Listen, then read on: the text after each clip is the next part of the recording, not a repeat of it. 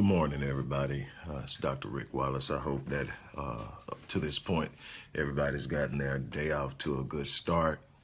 You know me, I consistently emphasize the importance of starting your day off in the proper mindset, the importance of having a positive mindset to begin your day, which sets the course of your day, but it also establishes the mindset that you will use to engage the challenges that you will encounter during the day, how you will interpret your circumstances and situations, how you will manage difficult moments will depend upon the mindset in which you start the day. If you start the day out on a bad note, if your mind is not properly aligned with the things that you're seeking in life or that you desire in life, if you have a negative perspective that is highly emphasizing the negatives in your life, you will create a negative energy. You will also have a mindset and an attitude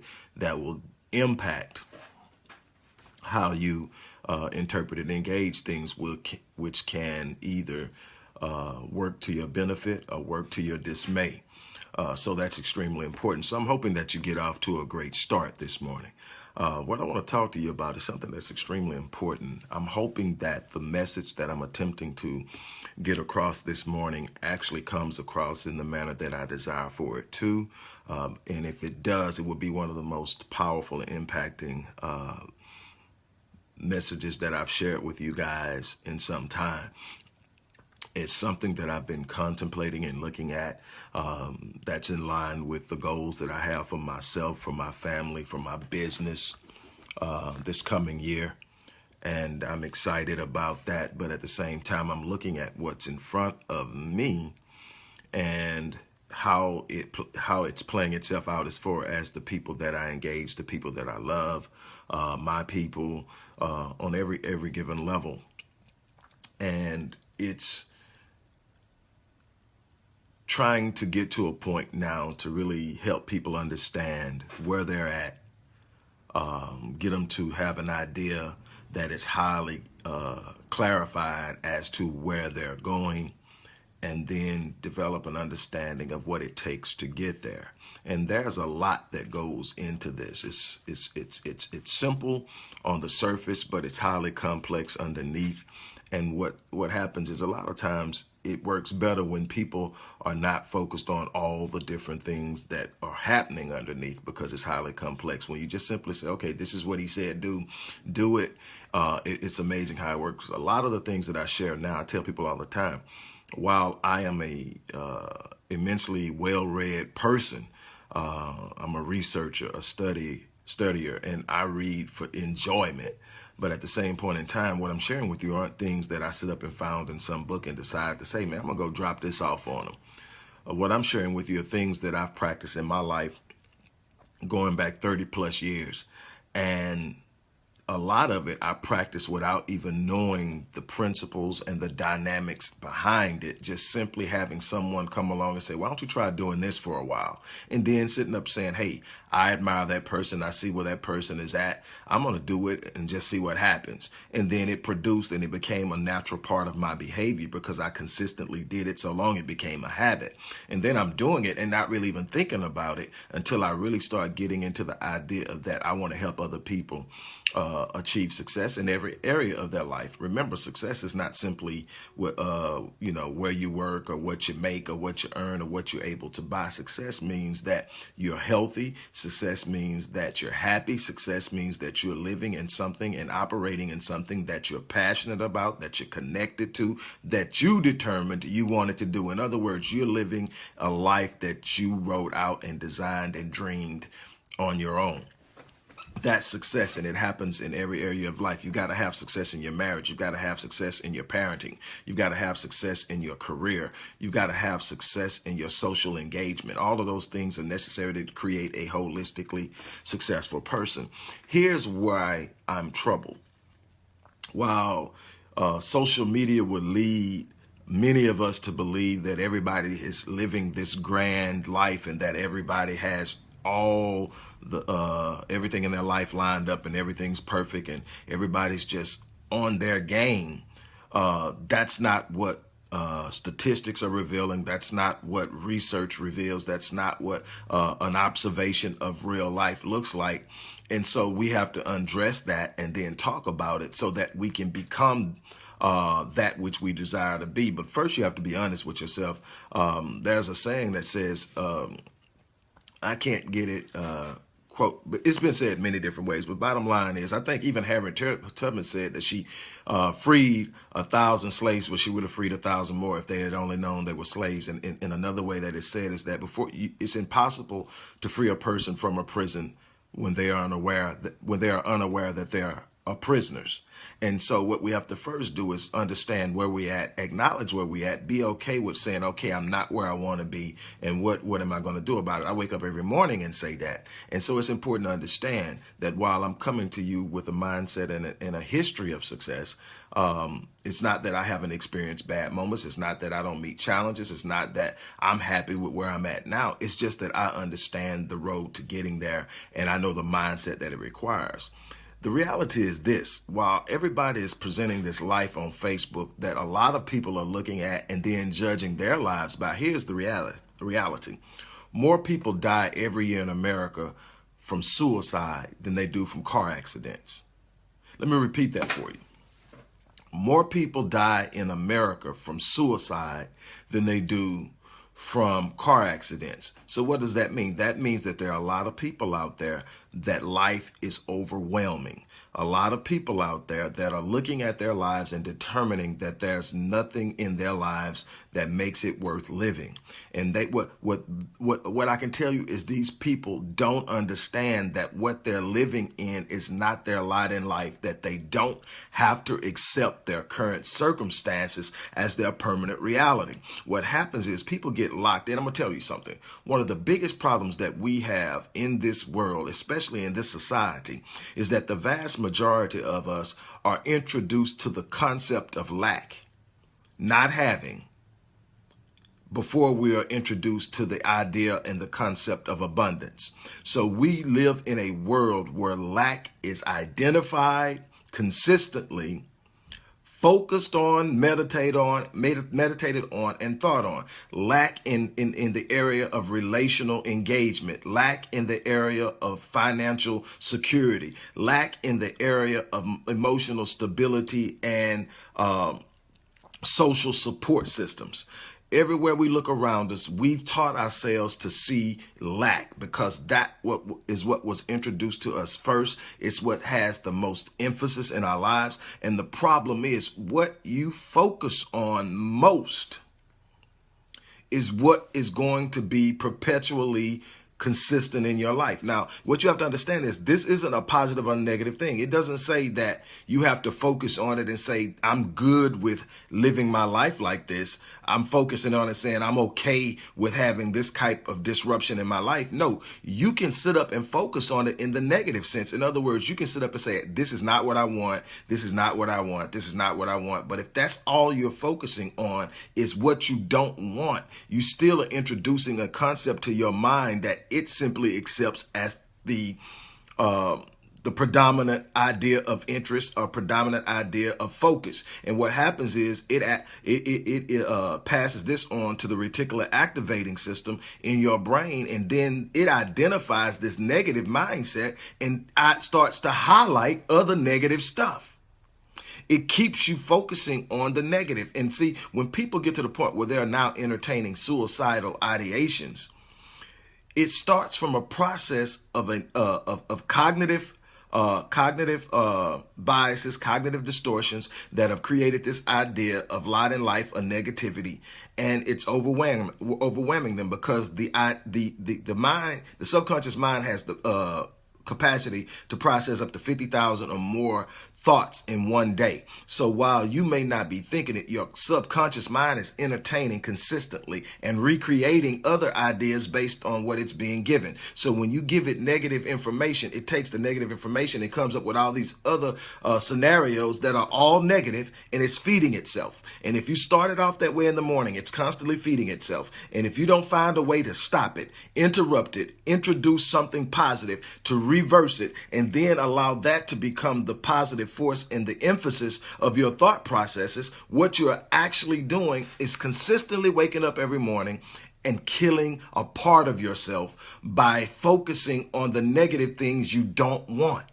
Whatever you give your thought and your your mind to, if it's something you don't want, know you don't want it and then dismiss it and get to the things you do want. Keep what you want in front of you. That becomes your motivation to take action. It becomes your motivation to do the research. It becomes your motivation to engage life. It becomes your motivation to break through the difficulty of what you're dealing with now. It becomes the motivation that will lift you up and propel you past all of the darkness that's sitting in front of you. But if you stop long enough and start focusing on the darkness, you will interrupt the positive motion and once again introduce negativity.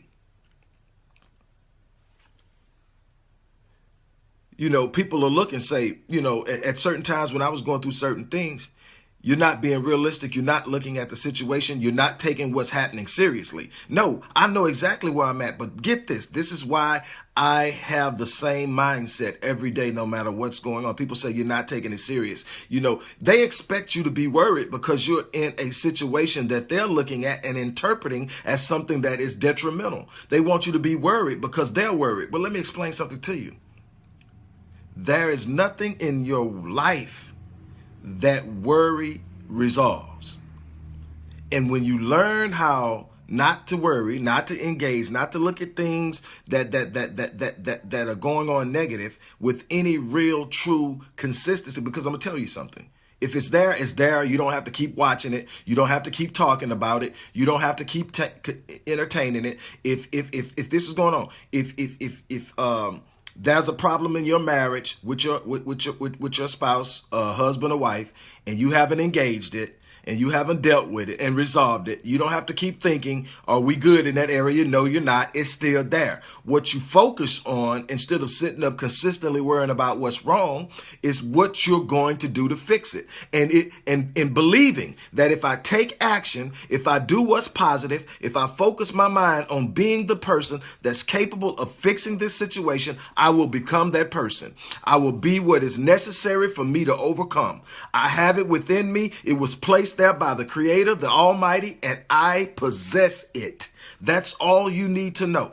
There's going to come a time when you will start to developing the skill set. There's a time you will start developing the knowledge. There's a time for all that. But the first thing you have to do is make a decision that I am no longer going to focus on the negative. Why? Because the negative will perpetuate itself in my thought processes, in my subconscious. Even when I'm not consciously focused on it, my subconscious will consistently be processing it. And you got to remember, it is your subconscious that feeds your spirit, and it's your spirit that will interpret everything. And if you cannot provide a positive environment for your spirit to nurture itself and to grow and to create this positive force and this belief system inside of you that is transcendent of the first level, which is consciousness, is transcendent of even subconsciousness. It comes down into the complete arena of totally being spiritual and powerful and unlimited. You create it the other way.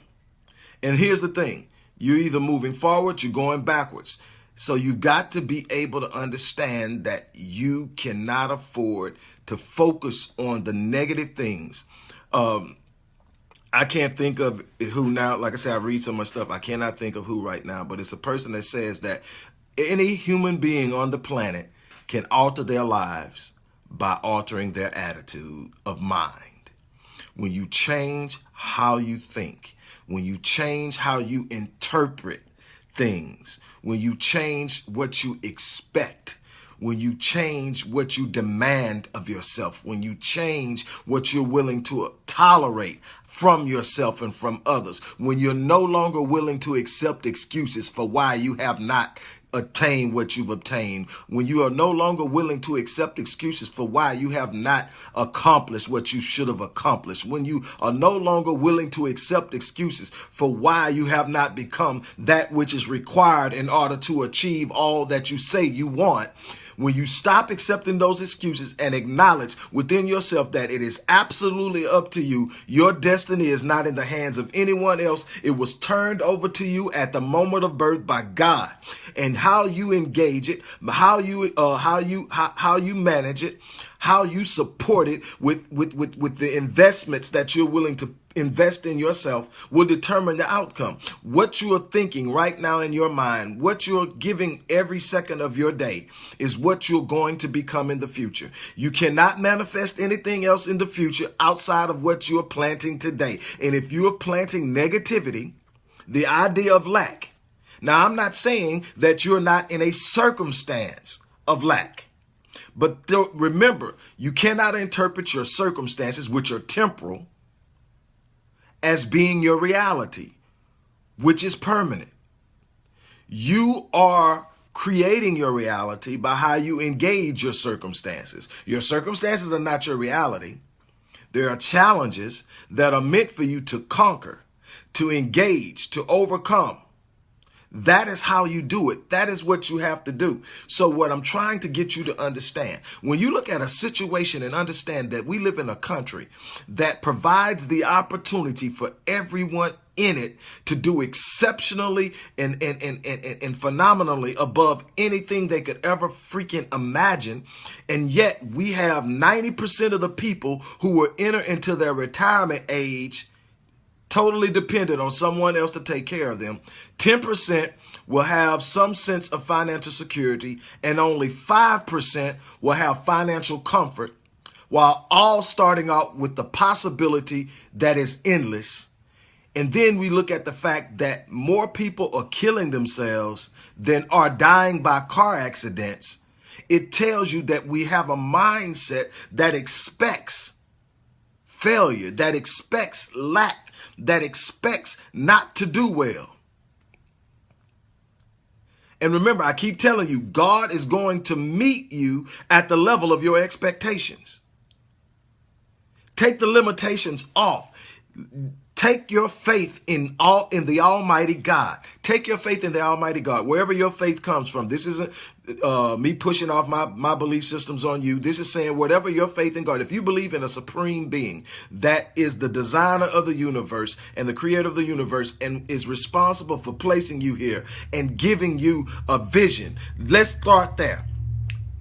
This God, this Almighty God is infinite in power, infinite in wisdom, infinite in knowledge, meaning that he's omniscient. He knows everything that has ever happened, everything that is happening, everything that will ever happen. And he knows it simultaneously. He knows all the what ifs, not just what's happening, but what if I would have done this? He already knows the complete layout of it without having to even think it. That's the power of this infinite being that created you. Now think about that power residing in you. Think about that power being a manifestation, that you being a manifestation of that power, meaning that you are a manifestation of God in your own self. You are the image of him manifested in human form, and now you have something in front of you. You have the right to go out and create it. You have the total control, total capacity of your life. Stop giving your life in the reins of your life to other people to give you a value or a number that you're worth. Stop giving your life to people who are entrusting your heart to people who cannot even imagine or entertain your worthiness of the exceptional, of the phenomenal, of all that the universe has to offer you. First, start with your faith in this unbelievably infinite being, and then realize that this being created you and gave you a destiny. Now tell me what could possibly come along greater than that to stop you from achieving it. You've got to be willing to change your attitude. My second book, I wrote, the first book was the first book was The Invisible Father, Reversing the Curse of a Fatherless Generation. The second book was Renewing Your Mind, The Dynamics of Transformation. So this thing I'm talking about ain't something I just popped up and started talking about.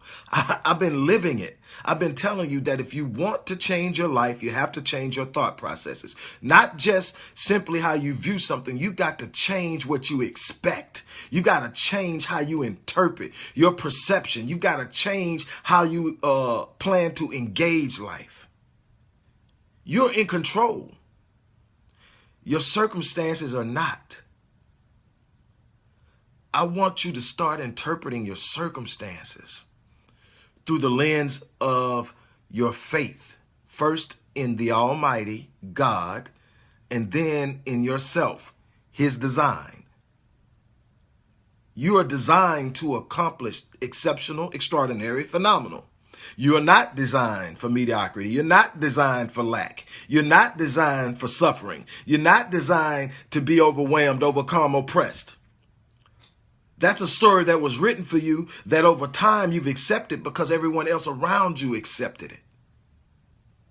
But you are an individual and you have the right individually to step outside of the box that everyone else is operating in and engage the design that the Creator gave you and engage your destiny simplistically, individually, on your own without the permission from anyone. You don't need the approbation or permission from anyone else to step into your destiny, to start walking with your head up, to start living with your chest stuck out, to speak boldly of who you are, to claim boldly what you represent, and to walk in your destiny of abundance in every area of life.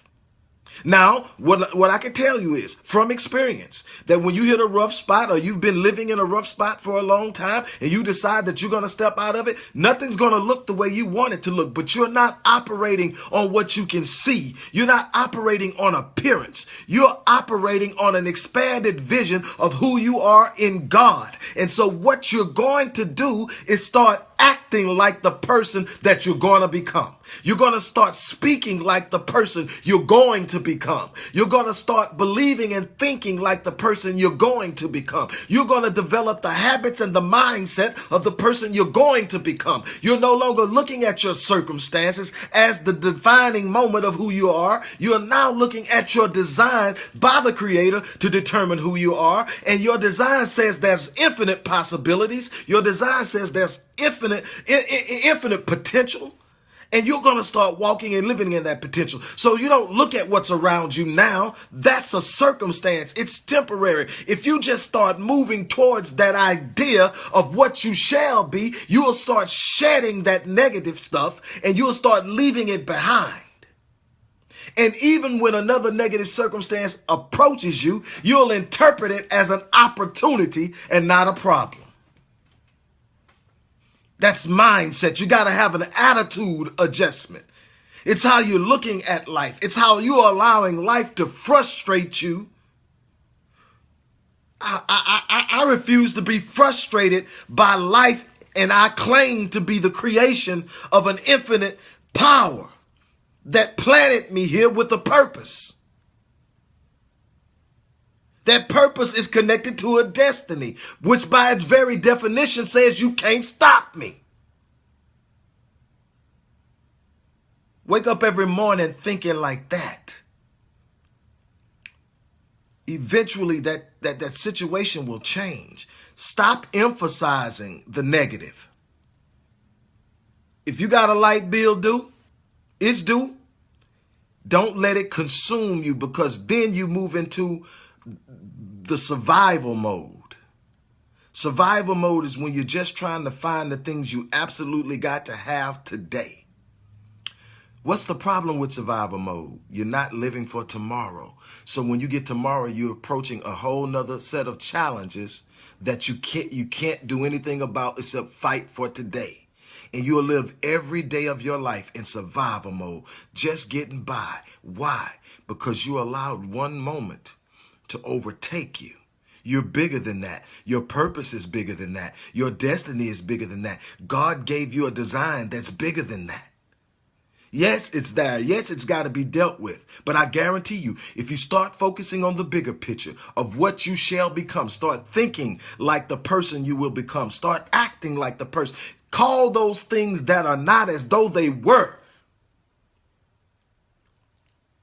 I'm not talking about wishful thinking. I'm talking about starting to change your mentality to expect from life what life owes you. Then you go out and take it. Those of you who practice Christianity or Judaism, or maybe even Islam, there's this point where God brings the children of Israel out of Egypt. And they are resting on Jordan. And on the other side is this land that God promised Abraham 430 years prior. And it's there. And it's there. And God says, all you have to do is go in and what? Possess it. You got to go in and take ownership of it. It's already got your name on the title, but you've got to go in and possess it. But what happened? They sent 12 spies over to spy out the land and see what was over there. And all 12 came back saying that it's everything that God said it was. But 10 of the spies says there's a problem. What's the problem? There are giants over there and we're like grasshoppers in their eyesight. We can't take it. We're not big enough. We're not strong enough. 2 of them said, I seen the giants, but I tell you, if God said that we can take it, if God said it's ours,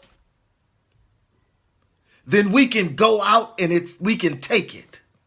Now they murmured among themselves and decided to listen to the 10. And they decided they couldn't take it. And because they decided they couldn't take it, they set their expectations on the negative. They determined that they couldn't. And this is the funny thing. When I read this and I look at it, it tells me that God told Moses, God interpreted their inactivity and unwillingness to go in and take it as a personal attack on him. That's the part that got me. He says, I've seen how they complain against me. They hadn't complained against God. They were scared of him. They had seen some things happen up to that point. But what he was taking, when I tell you can do something and then you turn around and say you can't, you're complaining against me. When I give you a design and I say that design is for greatness, but you say I can't because you're complaining against me. When I tell you that there's nothing in this world that can stop you from doing what I created you to do, and you say, deliver me from this giant that you sent me to slay, you're complaining against me. So God told Moses, tell him this. As you have complained and spoken in my hearing, so shall I do to you. So since you say you have lack, you will continue to have lack. So if you say that you can't, you will never. Be careful of what you're speaking as it pertains to your purpose. Step out. And the thing is, once you decide that you're going to have something in life that's beyond what you've been experiencing, don't expect life to lay down for you. You're going to have to go in and possess it. You're going to have to go in and take it. You're going to have to wake up every mind with a mindset that says it belongs to you and you'll have it. You got to start thinking like a person who has it. Start calling those things that are not as though they were. Start living in the vision in the future while operating in the present. I tell people that all the time. How do you keep smiling when you're going through so much negativity? I've told many times I've gone through situations, 2012 being the worst of them all. And they say, well, how do you keep smiling when everything around you says negative, negative, negative, negative, negative? I say I'm operating in my current circumstance, but I'm living in my future vision. I'm living in that moment where I've broken through. I'm living in that moment where I've conquered. I'm living in that moment where I've obtained. I'm living in that moment where I've accomplished, achieved, and won. I'm a winner, and I'm fighting until I win. It's not over until I win. That's why I'm smiling, because this moment is not my defining moment. It's just one temporary situation. I'm telling you, you can't let life overwhelm you. Stop emphasizing the negative, no matter how bad it is. You're built for this. You're built for this. You're built for this. Say it until you believe it. I will have everything that my heart has set in motion and implanted in my mind and desires. I shall have. I will live my dreams to the fullest. Say it until you believe it. This is something that has been scientifically proved. You can literally write a lie that you know 100% to be a lie on a card, on a piece of paper, on a chalkboard. And you can walk by and read that card or that chalkboard or that piece of paper enough until you start to believe it. Have you ever heard the saying to say that you done lied so much that you're starting to believe it? That's actually real. It becomes a part. That's how powerful the subconscious is, though. It tells me that if I feed my mind with a positive idea long enough, it will build a positive mindset that will not be able to be infiltrated by negative circumstances.